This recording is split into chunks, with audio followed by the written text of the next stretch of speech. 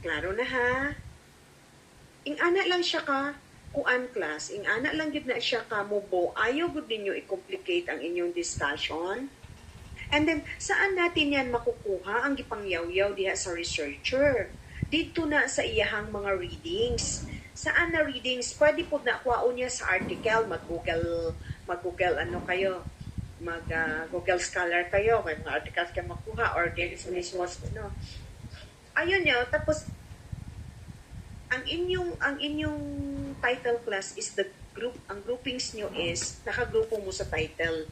Separate lang mo, pareha mo tanan og variables ana, or naay uban nga dili magpareha.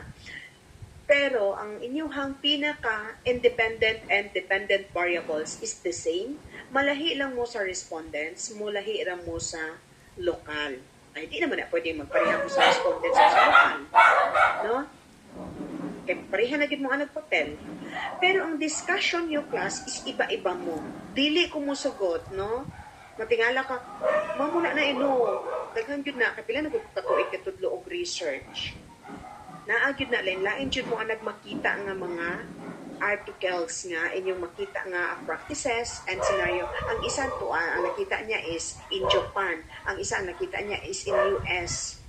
Ya, ang sa Philippines na daghan po na sila makita. Pwede po nga kung sa Philippines medyo as much as possible hanap din mo lahi nga literatures kay daghan din mo makita na kung kugihan ka magbasa.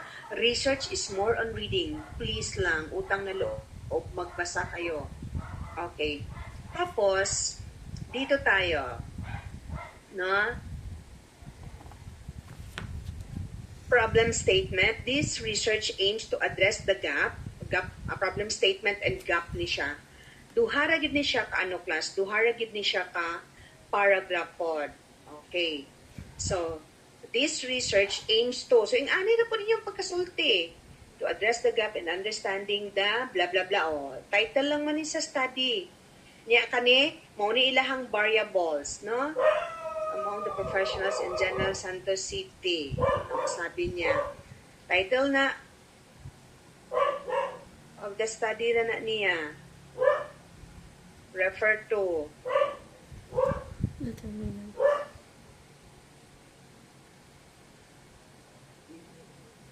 Pagdahon na ako ni. Tapos kani, focusing on blah blah blah. Kuan na siya. Refer to IVs. Pag sinabing IVs, independent variable siya. Anak lang. How this factor with shaping the adoption of, tapos ka na, iyahang DV, no? Kaing man siya, adoption man. So, DV na niya. Adoption. Refer to DV. DV.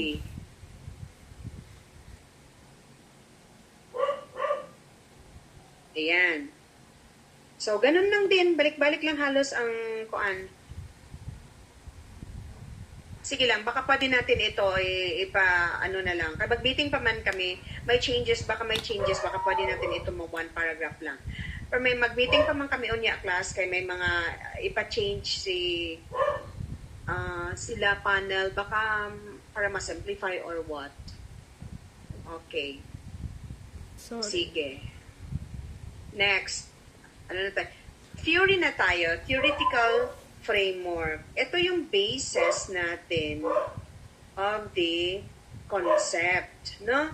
So, kumbaga, diri ka nag-anchor, no, sa study. So, kaya ang study niya is adoption man, so utaot ang ginamit. So, di-discuss na to na, ito lang din ang pagka-discuss. Example lang na, di ko na masyadong i-ano yan ha. So, ang ano ni utaot, kay ang IV ni utaot, ito man si utaot, oh. Ayan. Mama ni iyahang figure na putol.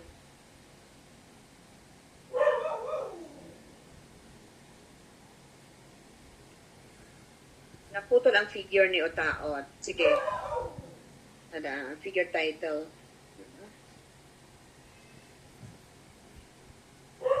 Okay. Sige lang.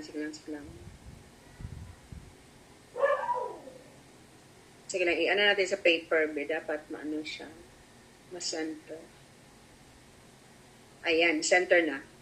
So, Ito yun, ang kanyang mga variables ni Otaot. So, mo ni yung gigamit.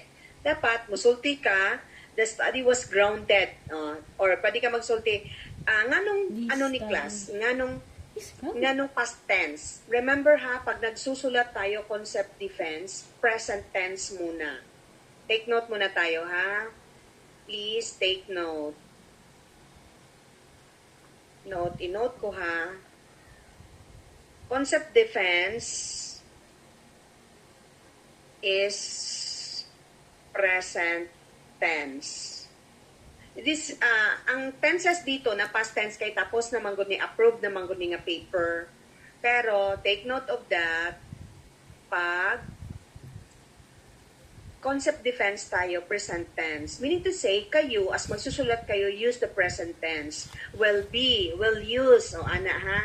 The study will use, o the study will, ana. Huwag niyong igayahin itong past tense dahil approved na ito, tapos na itong study. Okay, yan. Discussion is like this pa rin ha? So, performance expectancy. So, ang i-ano nyo talaga dito is, ang pinaka-main, based the concept, the main idea of the theory. Meaning to say, ito yung kanyang, or model. Ito kanyang theory at saka model, iyahang mong guning studyhan sa una. So, mo ni iyahang na discover.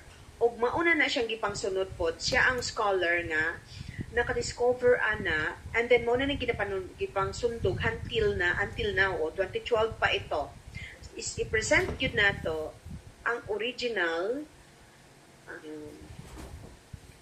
present the original author, kasi may of the theory or model. Sa discussion na to. Ang pinaka-idea niya ha, mo gina-present na to, original idea Baho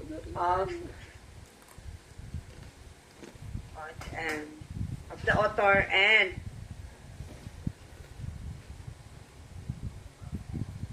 idea and author, ana.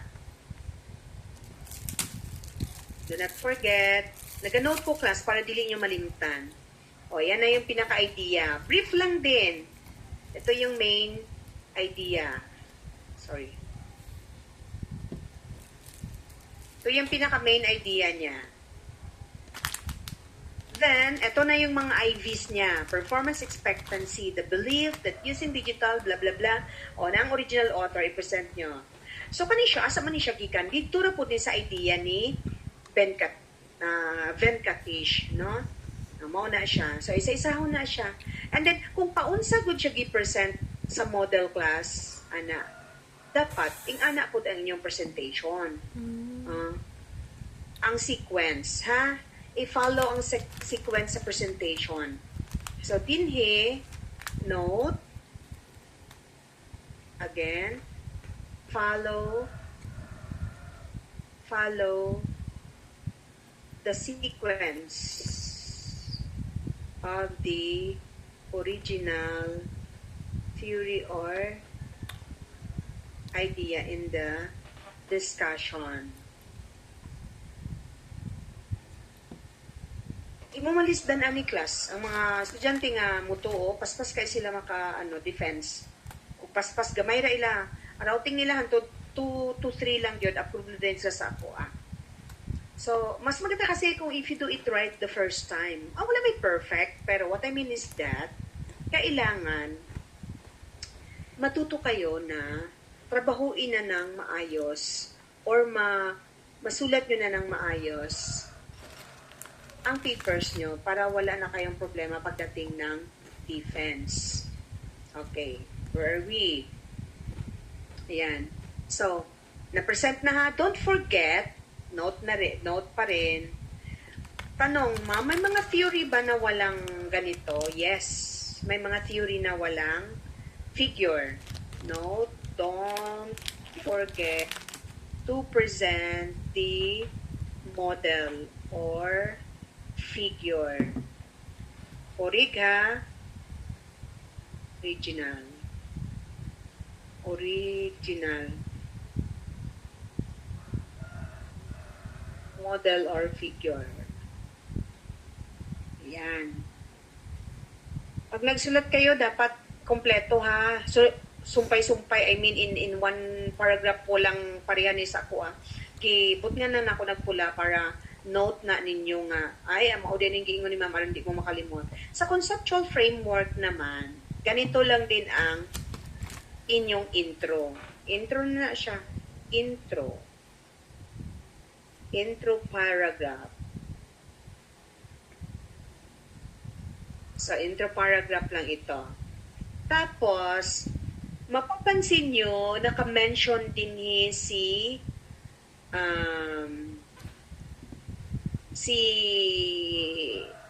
respondents. So, dapat ingana po ang pag-ano nyo. This is your model na nga buhaton ninyo. So, muna siya ang explanation. Tapos, don't forget to write the summary. Dapat na-agad ning summary. Ha? And then the figure. Ito na yung figure niya.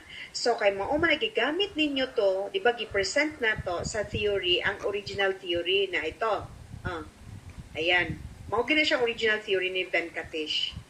Now, sabi niya, itong mga to is meron siyang tawag nito, meron siyang connection to behavioral intention and use or usage. So, muna siya. Munang utaot. Pero, wala man tani gamit aning mga gender, age, wala. So, di na to gamiton. So, now, pagdating sa discussion mo sa conceptual framework, eto na ang itsura. Hindi mo sundin yung sa kanya. Eto na yung ginawa mo para ma-figure out mo nga, si performance expectancy, effort, until kay habit, na adi ay siya relationship or influence sa kay intention to use digital lending apps. Dili pa na siya sure.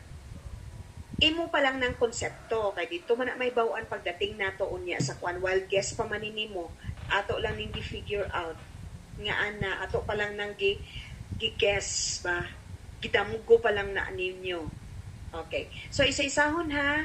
Don't forget ha. And then, naagi ni dapat appeal ang inyong respondent sa discussion. This is your presentation, description, kung ano ang magiging result nito.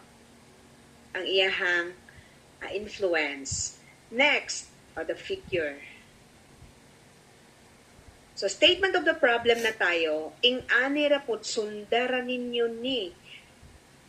Ilisan nyo lang dinhi o, dinhi lang mo mag-matter o, sa title.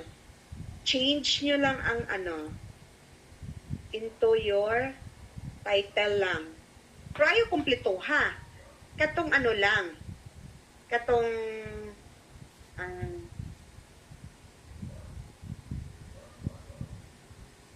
ayan.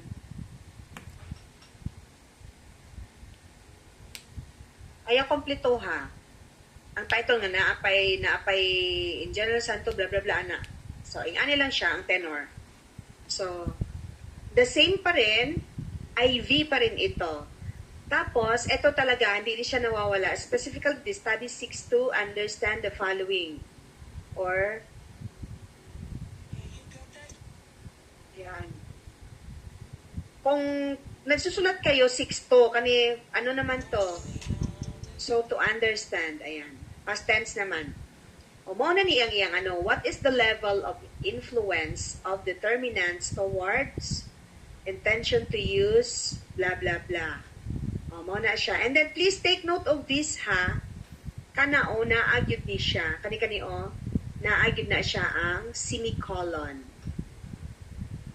Sundara gyud ninyo na kung saang depending on your variables. Pito iyahang IV. Under utaot. Next, what is the extent of intention to use digital? Muna ning DV. Kung tanaw na to sa title extent of intention to use digital. So, hi ma'am, ito yung DV niya. Then, relationship na SOP. Is there a significant relationship? Okay. Tapos, which determinant Kani siya, naagyon ni siya kung ang study na to MRA. If not MRA or correlation only, wala itong SOP4. Yan ha, tandaan nyo kasi mag-a-approve ako ng title na relationship only. Okay? Do you follow? Are you still there? We still have 10 minutes.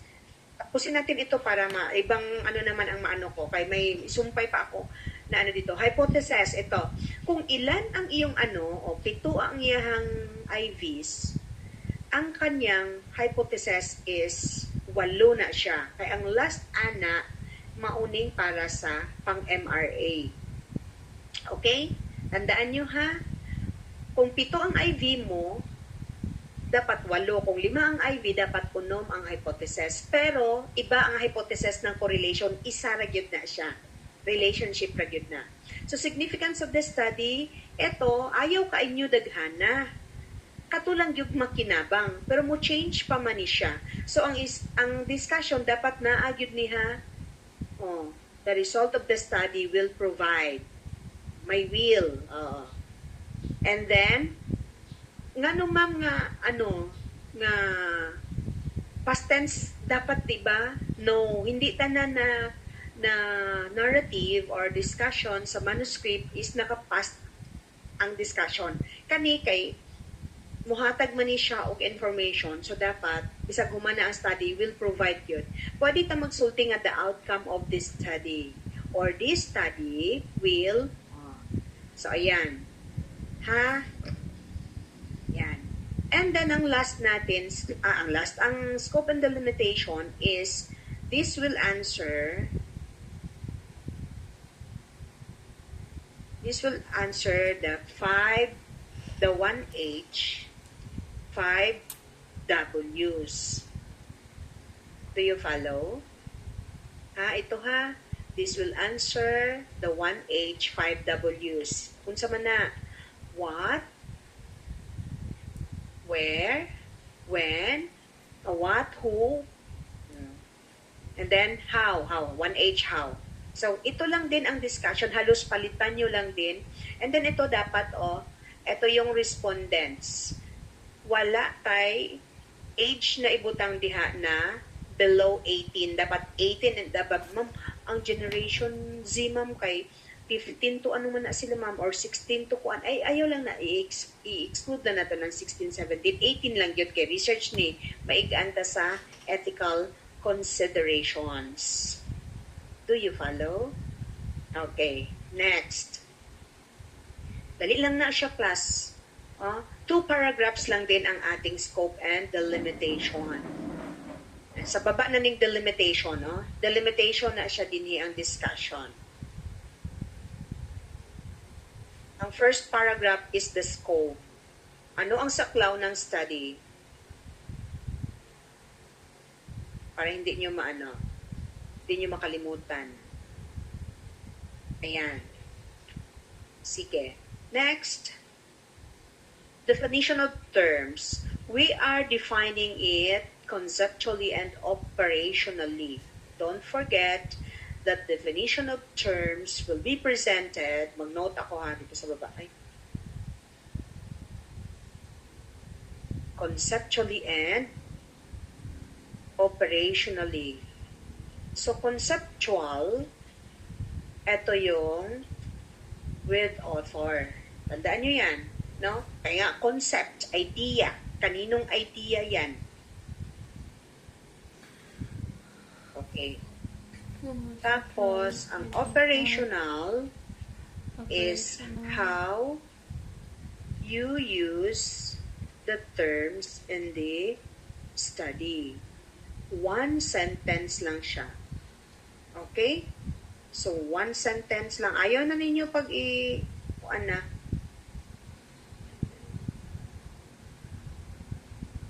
dili na lang para dili mag-con.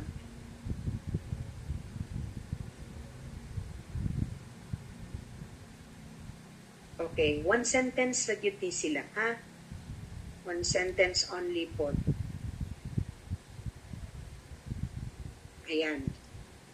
So, ganun lang, alam nyo na yan, and alphabetical ha, do not forget. Ay, marami pa yung iba, tapos naman sana sa sa senior high, nga nung di man bisag ibutangan pa na kong note, tigya po nila based on IV ito.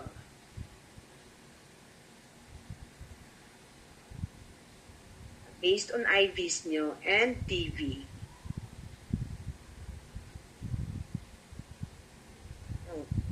Alphabetical. Ang pinakakuan lang ninyo dyan, tanawan nyo ang title sa inyong study. Kung unsay naa sa title sa inyong study, kasali yan dyan. Ayan. Ha? Ganun lang kasimple. Do you follow? Yes. Yes. Nasabtan, class? Okay. So, is there any questions and clarifications? Everyone? Klaro na? Opo. Walang questions, walang clarifications. Next meeting, I'll be discussing part of chapter 1, yung alam kong ano. And then, I'll be sending sa GC na rin. And then, anytime this week, may activity na tayo for us to start with your title. You'll be reading literatures na. Just update our GC and the LMS also. If there's no more questions and clarification, that would be all for today. Yes, Mr. Lumangkibi.